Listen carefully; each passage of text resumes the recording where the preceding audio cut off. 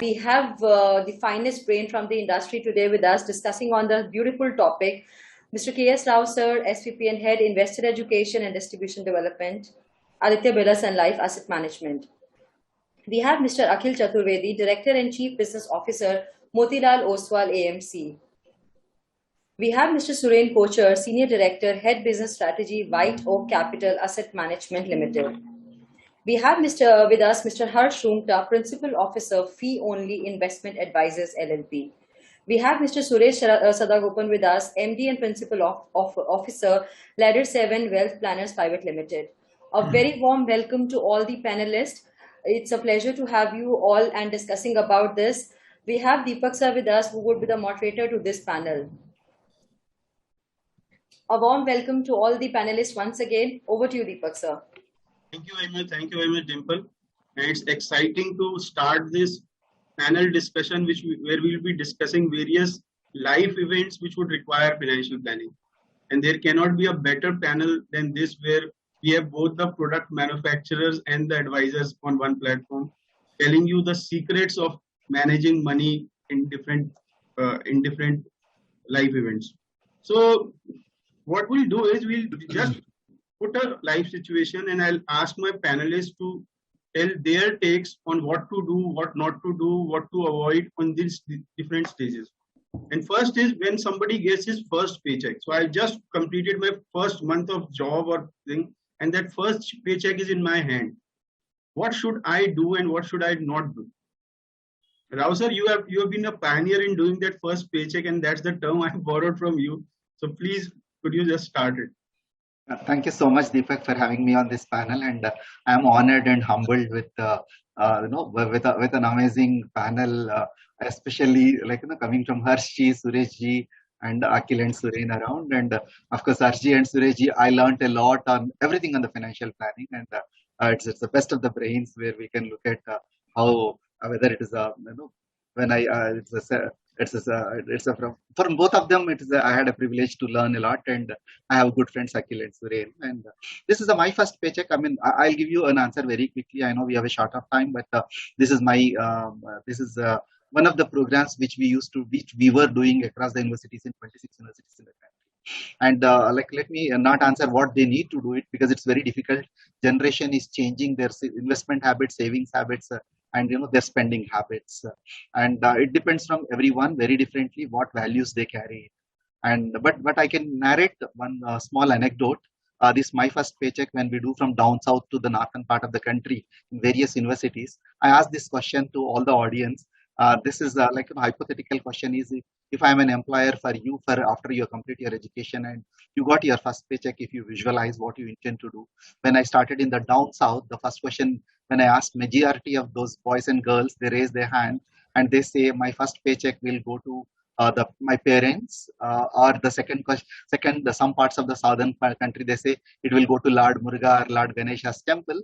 And then some parts, when I come in the western part, the people always used to say, I want to give I want to buy this. And when I go to northern part, they say, I want to buy this. But when I come to my city in Bangalore, people say, what you do? And I always preach about SIP, but they preach me another SIP there. I'll give a party to my friends, and the sip in the evening with my friends in one of the pubs. Means, my first paycheck can go to many people, many places.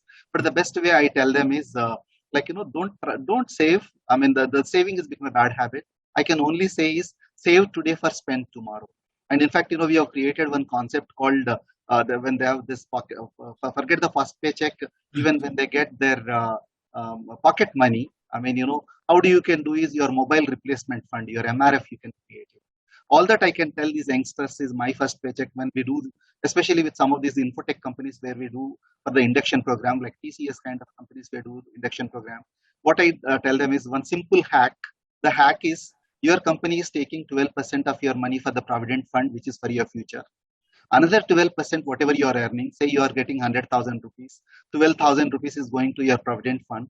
Another 12,000, keep it aside for your future, investing in yourself. Means effectively you have roughly 24,000 going out, still you have a 76,000 to spend. Think in your mind that 76,000 is available to you. Only 12% you can give for your future, investing in yourself. That's what my advice to them, to start my first paycheck, my FPC we call it. Any other panelists who would like to add something on this?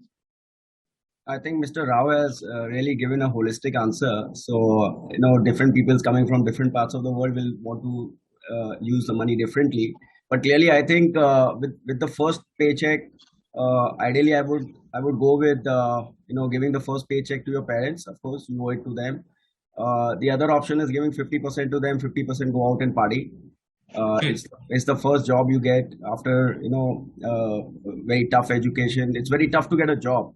So definitely it's a reason to party. Then comes the tough part, which is going forward from your second paycheck is where you need to get down to serious planning of your income, which will again depend on in two situations. The first situation is that if you're staying with your parents and you don't have any fixed expenses, you stay in their own home, you don't need to really spend for the food. I would really recommend to invest a very large component of your paychecks into investments, financial investments. The other situation is where you're staying away from your parents and you have expenses, rent, food, clothes, all these kind of things. Then I would certainly recommend that after carefully planning your expenses, at least try and provision for 15 to 25% as savings. But with my real life, learning, I think clearly young people getting into the workforce, I understood this concept very, very late in life, but investing in assets which can give you high rates of compounding for long periods of time, the sooner you do, the better it is. So certainly recommend some part of your income going into equities on a sustainable basis to ensure that you create large pools of wealth going forward to meet all your goals. So this is what I would say. Great, sir. Great. So I'll move to the next live stage very quickly because we have very less time. And that is somebody who's about to marry. So what advice would sir, you will give to him or her? I think that's a very major stage, in anybody's life. And one of the things that we can learn from, let's say, the church, that they have this pre-marriage counseling, where one part of that counseling also is, how will you handle finances? I think in the Indian context, where increasingly, say, we are moving away from, what we like to euphemistically call arranged marriages to marriages arranged by the two partners themselves, and with both partners being more or less financially independent. I think this not talking about how they are going to be managing their finances inter se between themselves, who's going to be responsible for them. People come with different temperaments, their spending habits are different, their investing habits are different, their relationship with money are different. And you just throw them in the pot, pre-decided that. I think it can lead to trouble. They say two of the biggest things that couples fight about are money and sex.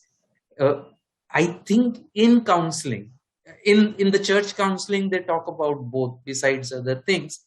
I think when they approach a financial planner, and we do this with young adult children of our, some of our clients, it is immensely useful for those, they are young adults and they're with very promising futures, both of them.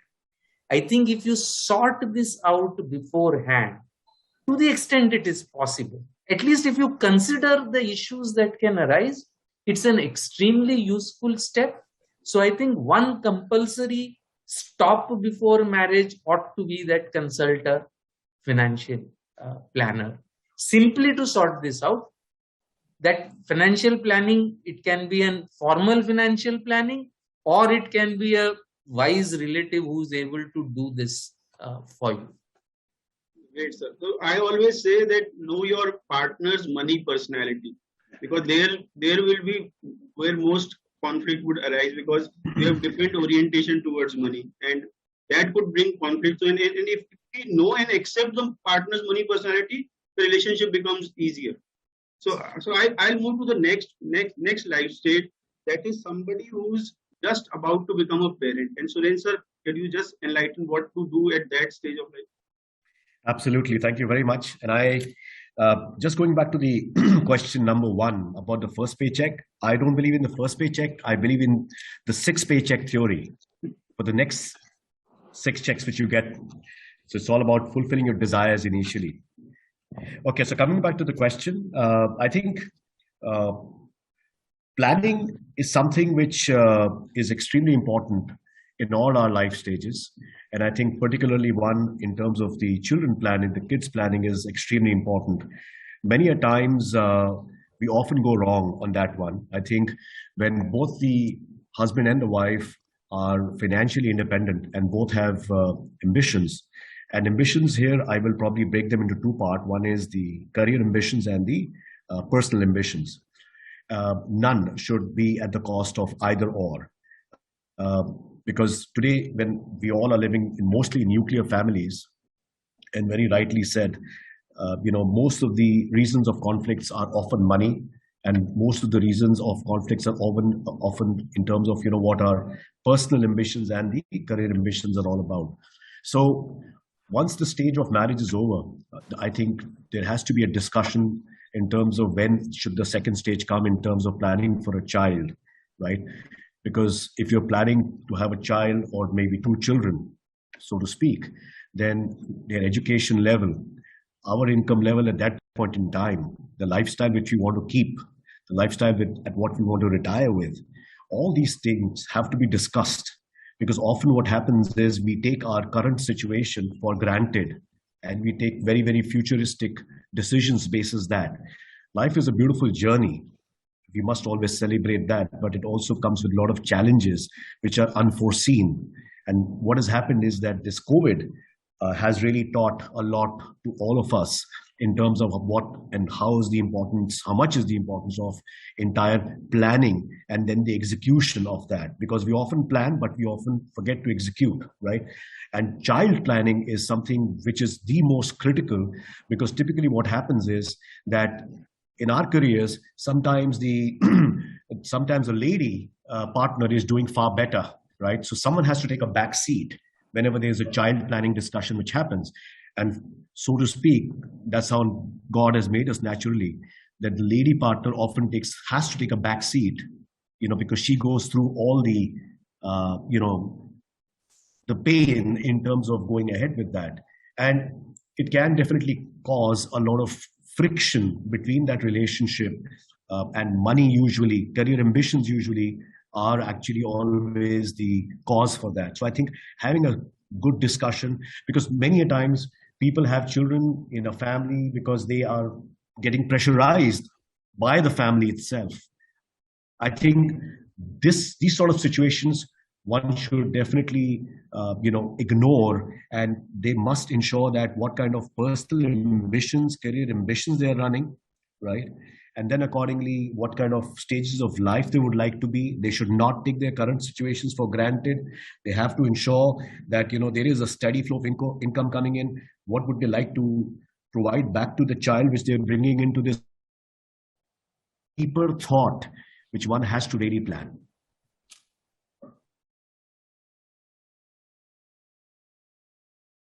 Right, sir. Right. Suresh sir, the next life stage I would like to ask you is about somebody who is on the verge of separation from his spouse or her spouse, and what should one do financially to ensure that this process is smoothened out? Let me talk about a separation, and also let me talk about untimely demise of one of the partners. I mean, right. Both are somewhat similar in the sense that the person who is one person is going to hold the fort after that. So in the case of a separation, I mean, while there can be a dissonance in a relationship, and one will be knowing that, okay, it is not going right, no one can actually anticipate whether a divorce will happen and when it will happen, if at all it will happen. So divorce is more like an accident. It really cannot be exactly anticipated. Definitely at the time of marriage, you cannot anticipate that. You don't want to do. You don't want to anticipate that, obviously. The only thing which we tell all our clients is that while I mean this is a very hot button topic, we tell all our clients that whatever you are earning, it has to be fairly allocated. If the husband and wife both are earning, the first thing that we tell them is you spend in the same proportion as your income. So if your one is earning 1 lakh or one is earning 50,000, and the family budget is say 50,000, so it cannot be like the wife is spending the entire 50,000 and husband is actually saving the entire amount. It will not be fair on the wife or vice versa. So, whereas a lot of these people are actually exactly doing that, and that causes tremendous amount of stress in a situation like this. The other thing is, irrespective of how they have managed their finances and how, in that particular point in time, uh, we look at the fairness for the entire family. We don't look at the husband. The husband may be the primary person whom we may be talking to, but in this whole thing, we have to look at the fairness for the entire family. So we counsel the person concerned that this kind of say breakup of the financial asset should be there, especially if the other spouse, is not working and the other spouse is also going to take care of the child. It has to be a very, very it has to be a proper division of the money that is there, and any alimony also. We counsel the person to give a proper alimony so that the spouse is taken care of and the child is also taken care of. So it's a very very touchy subject. A lot of people require a lot of hand holding. When there is acrimony in a relationship, it's like I don't want to give anything. So that's the human emotion coming in. But that's not fair. You are in a relationship with that person till maybe 1 month back, 2 months back. After that, you may call that I'm not in a relationship any longer. But to be fair, you will have to do the right thing for both the parties. So we actually work in one or two cases we have actually worked out, and it happened to be in the best interest of those people. So what I want to say is this cannot be anticipated, and if at all it comes, I think we have a very major role to play, not just in terms of money, but in terms of properly making them understand that it has to be fair to all parties. Right. So what I again come to, if something happens to a husband or wife, they pass away. So then what to do, sir? So any of the panelists would like to take this up? I think again this is all situational, but I think the first thing one needs to do is really go to the right financial planner or right advisor to really trace all the investments and the protection which the other partner would have done, because the financial planner would have the ways and means to trace all the financial investments as well. So once you've traced that, the first thing is to secure yourself financially, and for that you need to understand that what were the finances. And typically in our country what happens is, all the investments are happening ad hoc, secretly. The other partner will not know whether where is the money, which mutual fund, and so many platforms are there that sometimes when I think about myself, I'm confused through which platform the money has gone, right? So but technology really has changed at least things in India. And with this, the common account statement, cash coming through NSDL, CDSL, you can very quickly trace all the financial investments. So I think securing yourself financially, and if at all any insurances have been done, need to figure that out first. When you're financially secure, obviously you can plan the future much better, given whether you are single or whether there are children, etc., etc. This is what I would say. Other thing, on just an extension, it's a different thought that again, in today's life, when there is a lot of stress, people are very aspirational. Generally, we have seen that divorces are on the rise. I think the solution to the problem should be worked on before this kind of a situation, before you're married, actually.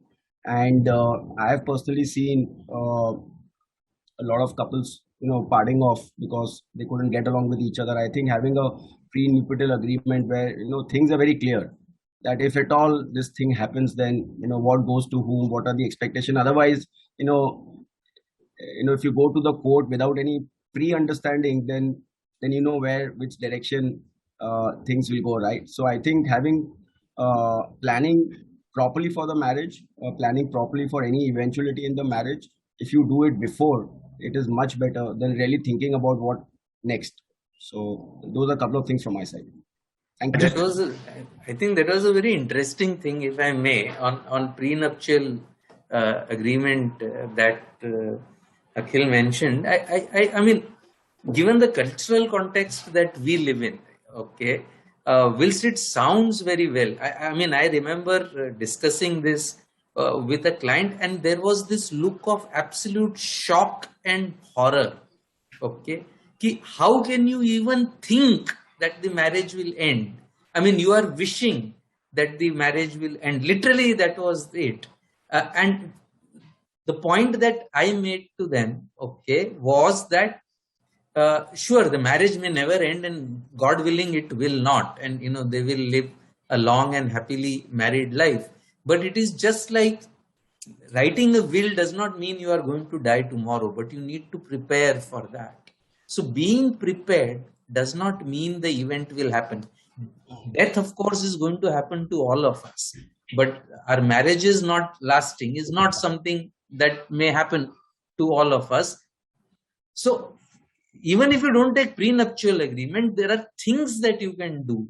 Okay. And COVID has taught us this. Things like nominations, things like wills, things like being prepared for an eventuality where, say, you are in a coma. These are all things that you no longer just read about. This has probably happened to people you know. I mean, a situation where somebody has the money. Let's say the husband, typically in an Indian scenario, it's the husband who controls the money, and he is in the hospital in the coma. There is enough money, right? But because it is the husband who used to handle, the wife has no idea.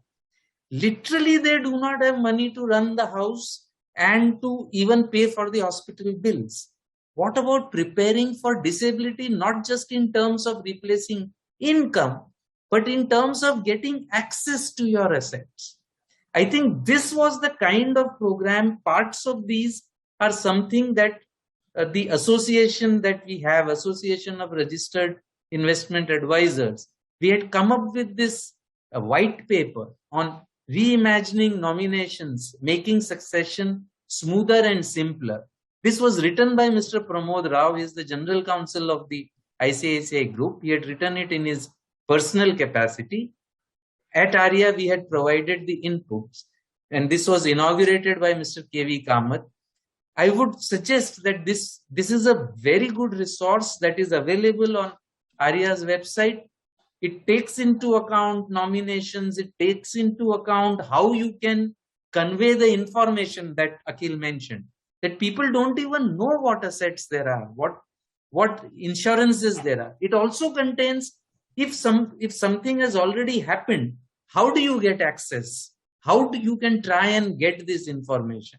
So I think a lot of work has been put in by Mr. Pramod Rao and by the association, and it is open. It's on the web. It is open for everybody to use. Yeah. One small point I want to add to what Akhil and Harsh has mentioned. See, normally what happens is when a spouse passes away, I mean, they are in a state of absolute shock. Okay, they are emotionally drained. So it is at that point. I mean, if they are already our customers or they come to us, it is at that point that we come in. So the life that they had led till that particular point may not exactly be the life that they will lead going forward. So we will actually have to understand, probably maybe immediately after the death, they may not be in a position to comprehend all that. But at some future point in time, we need to understand that we need to completely reconfigure as to what are the goals going forward, what are their objectives, what are the targets going forward for them, for the person who is living now, and for the family in terms of children and what they want to do. It will not be the same. Okay, when there were 4 people, this was what they were doing. Now there are 3 people. Now the expense will be say 3/4 of that. So it's not going to be that. It typically gets completely reconfigured, and we in consultation with them, we completely redo the plan and we take it forward, and it's a completely different next phase of life.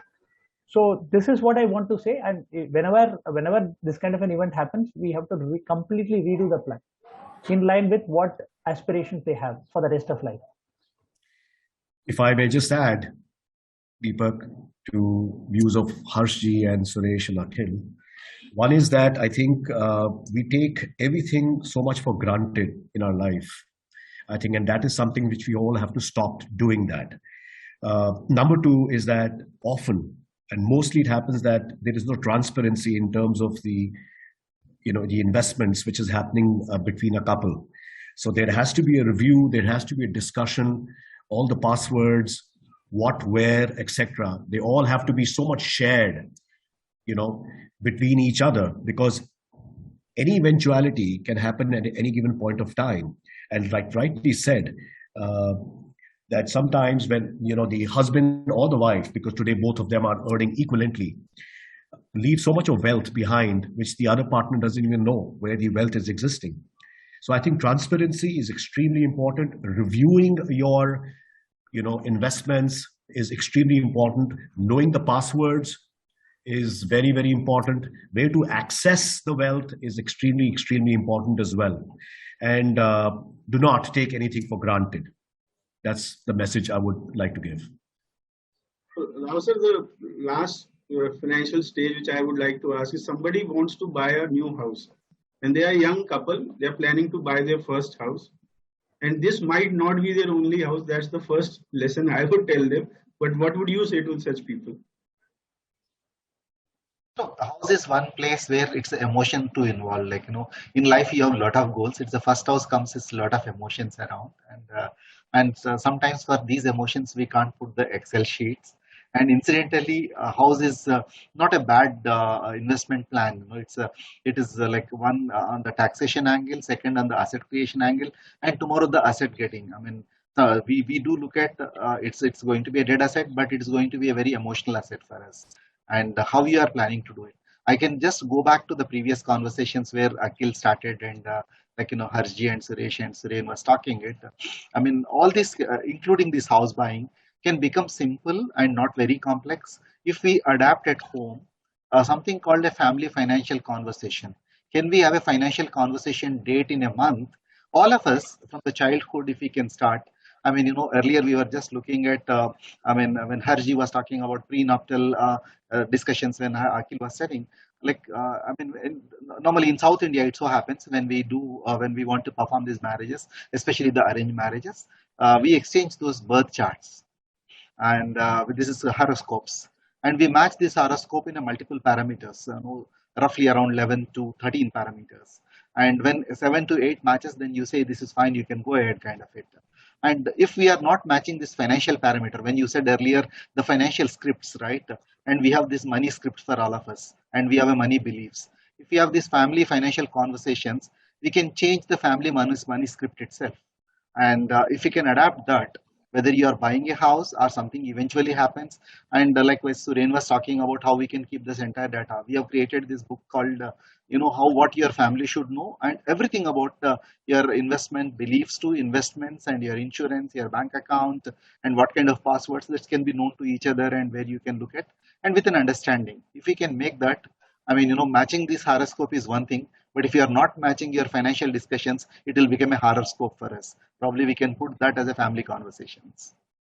So if I may add, then some of my thoughts is that obviously it is very, very important for all of us to have our own house at some point of our life, right? The most important question is that how much can you afford and when can you afford? So affordability is very, very important, and I think that it doesn't make sense to stretch yourself in the hope to buy a house sooner than you can afford. Maybe Suresh or Harsh sir, they can clarify that what component of your income can actually or ideally should go for the EMI, and you should not cross that, whether it is 30%, 40%, I don't know. And then accordingly you can plan for how much loan can you take and how much seed money you can put, and then eventually what kind of a cost you can incur to purchase a house. And till such time you achieve that, you should ideally avoid buying a house. So you're buying a house, it's a good thing, it's very emotional, like Mr. Rao said. It gives you a lot of confidence, but it doesn't make sense to put yourself into financial stress. And generally what we have seen is that when people in urge to buy home earlier, or in urge to buy car earlier, these kind of discretionary spend, you try to extrapolate your income. So if you're earning X today, you feel that no, I'll earn 20% more, and then 30%, I'll double my income in 5 years, and so I can buy this, I can buy that, etc., etc. What if it doesn't happen? What if things don't materialize the way you have thought? So one is to think how much you want to invest in a property, how much loan can you take, and how much you want to spend from the income you are earning. And if you have done that successfully, properly planned, then I would urge everyone to do one more thing, is to, the moment you take a loan on your vehicle or on your car, then it is very, very important to actually insure it, just in case there is a eventuality, then the liability doesn't come on to the dependents, and it is paid off by the insurance company. So those would be my thoughts on this. Just to add to what Akhil said is that I think, like I said a few minutes ago, that it's one of the personal ambition to always own a home, right? And हमारे देश में पहले घर को मंदिर समझा जाता है. It's like a temple, which we buy. But this personal ambition is so much linked to our career ambition. So I think it's when any couple, like they're doing so much of planning for their marriage and a child, and let's say if someone is not looking to have their own children, it is all right, and it's okay also not to buy a house, right? Because then your lifestyle and the entire management around is very, very different, right? Because ultimately you look forward to buying a house because you would like to also safeguard your offsprings post you've left this world, etc. The second thing which I would like to say here is that I think if that decision is yes, post the planning of the child, that you would like to buy a house, and that's the kind of safety and security you would like to leave for your children, is that please do not over leverage yourself, because we always love to buy something which my friend or my colleague or someone in relationship, see, their income brackets could be different, their inheritance plans could be very different. I need to analyze myself internally, that to what extent can I take that risk, right? Because definition of risk is very different to all of us, right? And hence, what kind of leverage we need to take in terms of buying that house is very, very important. Lastly, the moment you do that, you must also start creating an SIP bucket at the same time, where you start investing. Obviously, it's going to be very difficult because the EMIs, are quite large, but at best, whatever you would like to do as an SIP, so that is there any eventuality, there is also wealth creation which is happening on the parallel side to address that. So we often go to a financial advisor. What is more important is not going to the financial advisor. What is important is to execute what the financial advisor tells you to do. I think that is the most important one. Thank you. So we have two financial advisors with us. Let's see what their view is and what do they tell a young couple who's about to buy a house. If I was to look at this, I think any decision that is taken involves trade-offs, right? So if you are buying a house, what are you trading off? You're trading off part of your current income and a part of your future income, and future income that hasn't yet occurred, okay? And you are buying some kind of security and some kind of a emotional bonding, because I think that is something that's very important. Like, I don't think there can be a thumb rule for things like this, okay? Obviously, you should not over leverage. Obviously, if your EMI is going to be more than 40% of your net joint incomes, you are heading for trouble. But should it even be 40%? I think that question only the couple can answer, provided the advisor points out, you see, these are the trade-offs.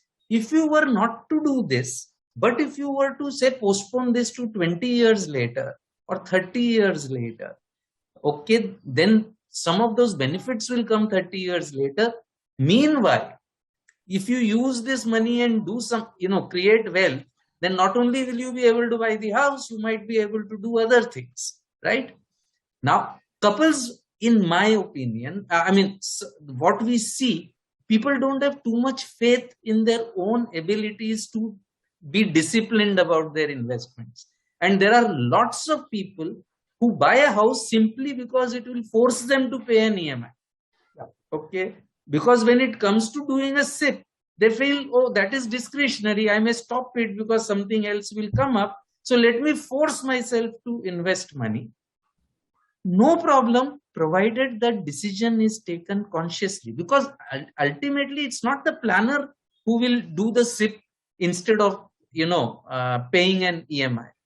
If the couple feels कि नहीं हम लोग नहीं कर पाएंगे, हम लोग ये SIP में invest नहीं disciplined तरीके से, we will not be able to invest, then buying that house with a hefty EMI is a good decision. Okay. So I think as long as the trade-offs are consciously understood, okay, whatever decision is taken after the trade-offs are consciously understood is a good decision. So, Aisha, would you put a percentage to that? Yeah, I have a completely different, perspective which I want to give. All the things that they have said are all valuable. All the three people before me are all valuable. Especially a house for a very young couple. So my perspective is like this. So today, if you look at people who are working in IT or in fact in any other stream as well, they are very much mobile. So today they are in a job, tomorrow or 2 years down the line, they are in some other job, some other city, some other country. So this happens all the time. We have seen several people in our own client set also moving from one city to another city, one country to another country. So people tend to settle down when they are in their 40s. So that is what we have seen. So it's not that they don't move in search of better pastures. It is only that the family happens to be in one place because the son or daughter is already in, say, 7th standard or 8th standard or something like that, and they don't want to disturb, and they move around. So having a house at that point in time actually makes sense in one's 40s. Does not make so much sense when somebody is very, very young, maybe 30, 32 kind of thing, because they may buy a house in Mumbai and they may find a very nice assignment in, let us say, Hyderabad, and they choose to move to Hyderabad. So what happens is they are back to square one, where they are paying a rent in Hyderabad and they are paying an EMI in Mumbai. And this is not hypothetical. This has happened to at least some 6 or 7 of our clients, at various stages in life. Many of them are young, and at their early stages, they wanted to buy a house desperately. So they bought a house, the house is on rent, and they are also staying on rent. A better idea would be to have the money with you, spend on whatever is important for you, save for the house goal, which eventually will come, and move ahead and buy the house in the 40s. That is what I would suggest. Great, sir. Great. So last life stage remains is the retirement. And I would ask any one of you to give advice to person who is about to retire. He's a person on the verge of retirement. From next month, he will be retiring. What would you advise this person? I think Suresh and Harsh, they can. Yeah, Suresh and Harshji are the right people to guide us on that. On a lighter side, if he still needs advice just 1 month before retirement, I think he's not going to have a very happy retirement. Absolutely, I agree. I think, you don't prepare for a fire just when the fire is starting. You better have been prepared earlier. My point is, I think one of the things, you can have an entire day's webinar or seminar on this. One of the things that I would think that people should be careful about, it is one point of time in a person's life when huge amounts of money is going to be in his hands. Okay, all the retirement benefits, everything, a lot of money flows into accounts that are normally not accustomed to these flows. I'm now talking of people, normal people, okay, and people who haven't planned. And one of the things that we have seen that happens, okay, which is an unfortunate part, is that there is a saying which says that a fool and his money are invited to every wedding in town. Okay, and here is a person with a lot of money. He's a rich person, right? At that point of time, at least he is rich. Okay, Don't be the fool who will be invited to every wedding. You are going to be invited to every wedding. If there is one thing you do, please make sure you get proper professional advice before this, because you have a long life still ahead. Most people would retire at 58 or 60. They're going to live well into their 80s and maybe into their 90s. And longevity is going up. What seems like a huge amount today, a person who's earning 2 lakh rupees a month and he suddenly at retirement comes into a 4 crore or a 5 crore amount that is lying in his bank account or that is going to come into his bank account, that 5 crores appears huge. But when you look into it, is it going to last for 25, 30 years? Definitely not if you go to every wedding in town. With this, I like to end the session. We have overstepped time and I am getting cues again and again. Thank you very much for such an exciting discussion. I think many people would have learned many new things in this session discussion which we have in the panel. Thank you very much. Thanks a lot, all of you. Thank you. Thank you. Thanks to all. Reach out today and let's do it professionally.